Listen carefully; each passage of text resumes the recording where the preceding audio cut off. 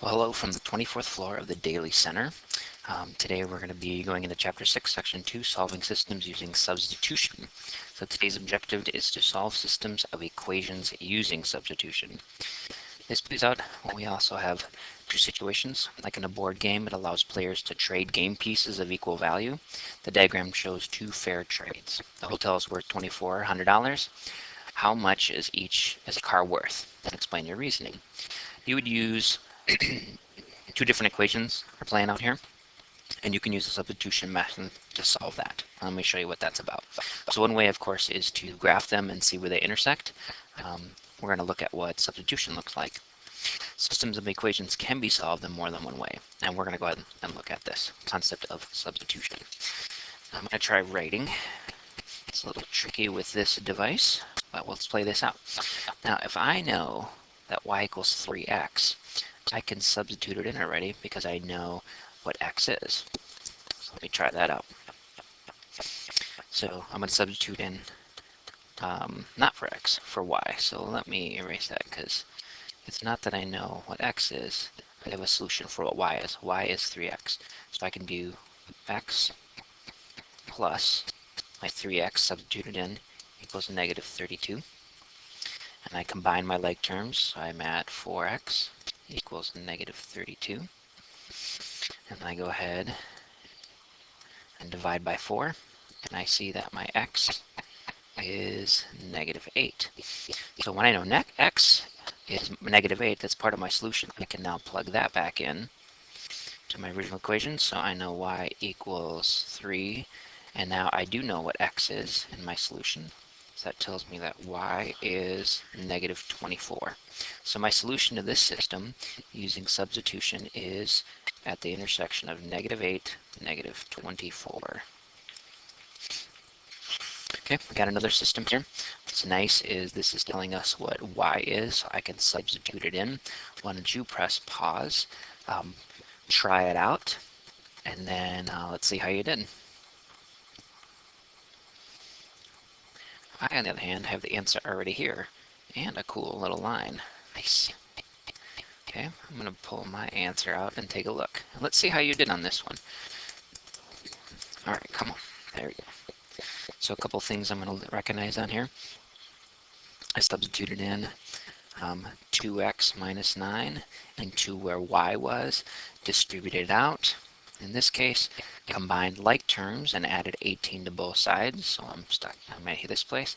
Divide both sides by 7, and I know now that x equals 4. That's part of my solution. Then I can substitute 4 in, where x is in one of my equations. It doesn't matter.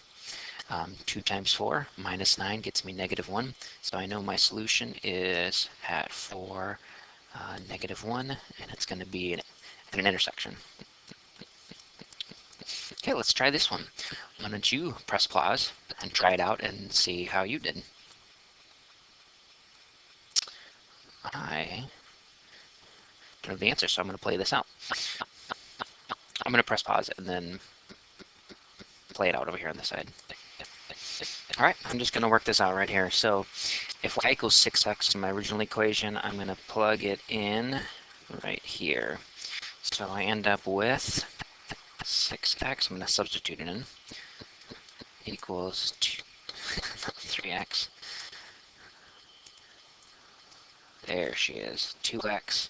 That's a plus 4. I'm going to subtract 2x from both sides, and I end up with 4x equals 4. I'm going to divide by 4, and I see that x equals 1. Then I'm going to go ahead, and now that I know what x is, I'm going to plug it into this equation. So y equals 6 times x, which is 1, so y equals 6. So my solution is at the intersection of 1, 6. Here's another one. I want you to press pause and see how you do on this one. All right, this is how I'm working this one out. I took my 2x plus 7, and I plugged it in where y is. Actually, I didn't do that. Silly me. I better make sure I do that.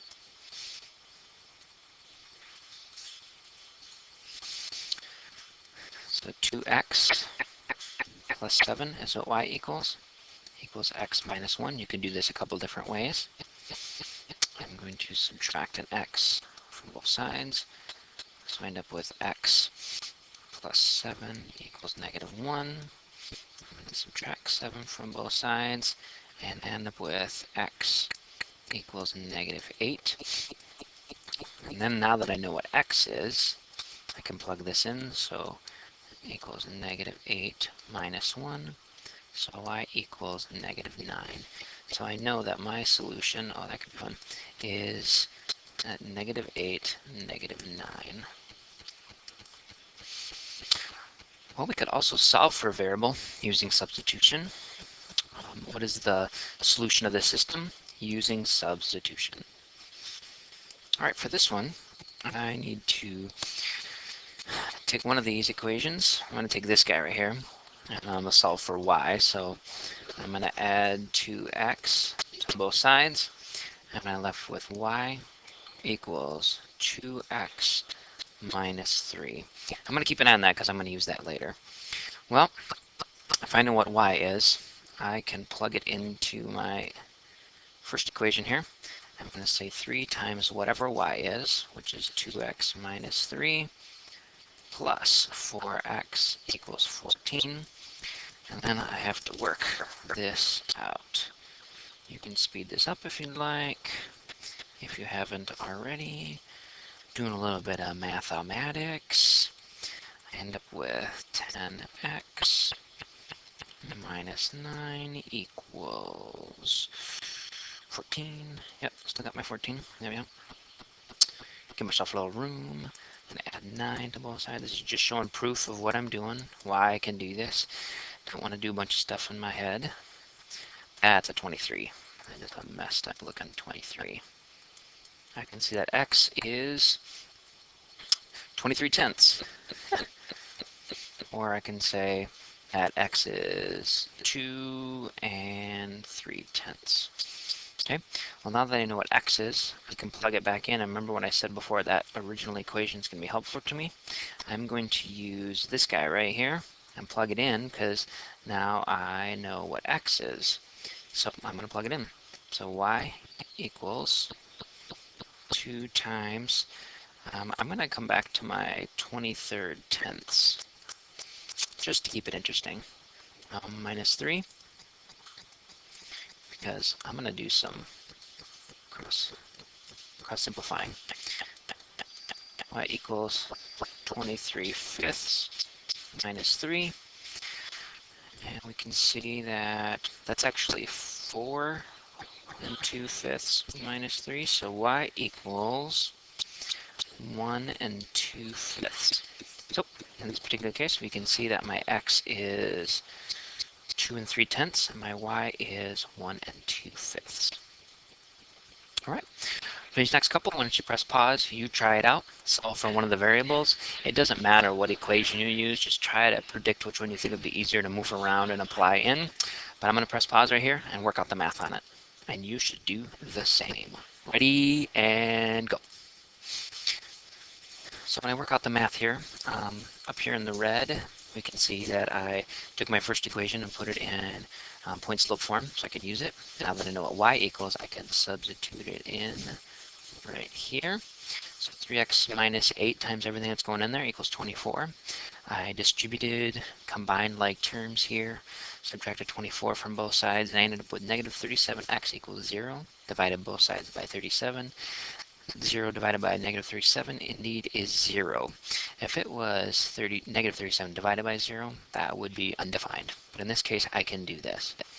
Now that I know x is 0, I am substituting it in up here. Coming back to my original equation, so 5 times 0 minus 3, working that out, and I find out that my solution to this system is at the intersection of 0, negative 3. It's another batch of equations to try out. Once you press pause, I'll press pause. Let's race. Ready, go. All right, let's take a look at what I did. I took my first equation here, and I added 2x to both sides, divided both sides by 6 to end up with y equals 1/3 x plus 1, and I use that, now that I know what y is, substituted in my other equation. to get negative 7x plus 8 times what I found out y was being equal negative 5. Combine my like terms, inverse operation, end up with x equaling negative 13. Now if you notice over here, I'm keeping my numbers like as improper fractions, because they end up working out a little bit better. You can turn them into mixed numbers, but you're going to find that sometimes you're going to end up turning them back into improper fractions to work with them. So we got to get comfortable with those. Once I knew what x was, I went and plugged it back into my equation that I knew here, and I plugged it in, simplified, and found out that y is 0. So my solution for this one is that negative 3, 0 is where the intersection happens, thus the solution to that system. All right, ooh, another opportunity to try. Yippee! Press pause. Ready, go. All right, let's take a look at what you did, and really you can do it with any equation. Ultimately, you're isolating down one variable and substituting it in, playing it out to find either your x or your y, and then you're going to plug that into the original equation to find the other variable. That's what I did. So this is just one sampling of a lot of different ones. Ooh, Christmas colors with a little bit of purple up here. Nice. My answers ended up being kind of funky, but it still is where the intersection happens. So it's 6 1/3 and negative 4 7/9. Problem 4, systems with infinite and many solutions or no solution. What does that look like when you're playing this out? Anything I'm noticing here is that I do know what my x is in this problem. So I'm going to go ahead and substitute it in for that problem. So I'm trying to just see, what does that look like when you have an infinite number, and then that's plus 7y equals 14. So we're going to see how this plays out. What does it look like when you end up with an equation and you do substitution that many solutions or no solution rears its head? So my lunch break is done. I need to actually head into jury duty, so I'm going to pause this one and save it, and you'll have to pick up from here on into part 2 of 6.2. I'm signing off on the 24th floor of the Daily Center.